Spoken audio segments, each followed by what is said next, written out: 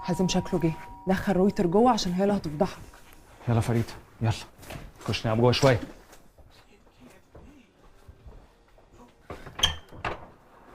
ازيك يا حازم؟ تمام الحمد لله. ادخل. ايه يا ابني في ايه؟ ادخل يلا. تو انا لا عايز اشوفه ولا اتكلم معاه، ولولا اني بعتبرك زي اختي ما كنتش جيت. طب لو انا زي اختك بجد لو سمحت ادخل. يلا يا حازم.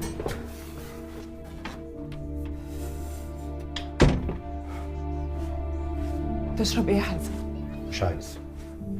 انا مش فاهم انت ازاي صدقتيه. انا اعرف يوسف اخوك كده اكتر من نفسه. يا اخي افهم اسمع عشان تعرف الحوار اللي انت بجد بتقرطص فيه. صدق وتأمن بالله انا غلطان يا اخي. يا حازم اهدى وافهم اللي حصل وبعدين احكم. اتفضلي يا تقى، ده اللي انا كنت بقول لك عليه. شوفي كده واقري له. مش دي هند؟ وده الشات اللي بينها وبين اللي مصاحباه. ايوه دي صورة هند. وانت ما دام جيت بقى يبقى تعرف الحقيقه. شفت؟ انا ما كنتش عايزك تحس باللي حسيت بيه تقى دلوقتي. ما كنتش عايزك تصدم في مراتك.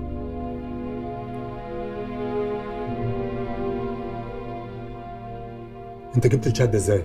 بعت على ميل الشركه. اللي بعته طبعا كان عايزك تشوفه عشان يبتزك وياخد منك فلوس. بس انا الحمد لله شفته قبلك ومسحته، خفت لا تعمل مصيبه.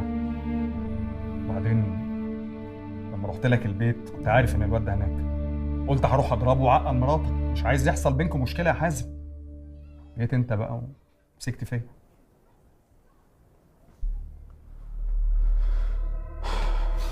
يا حازم يا حازم الحقوا يا يوسف. حازم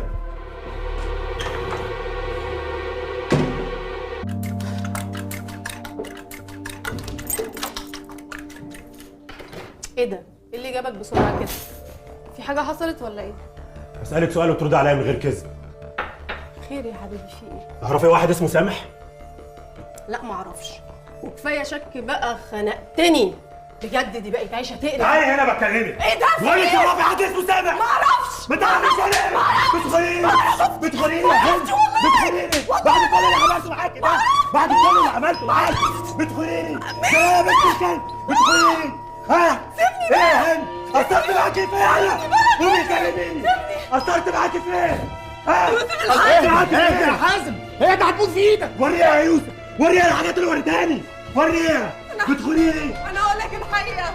انا هقول ايه لك كده وفلت ايه؟ ما خلاص ما حازم عارف كل حاجه.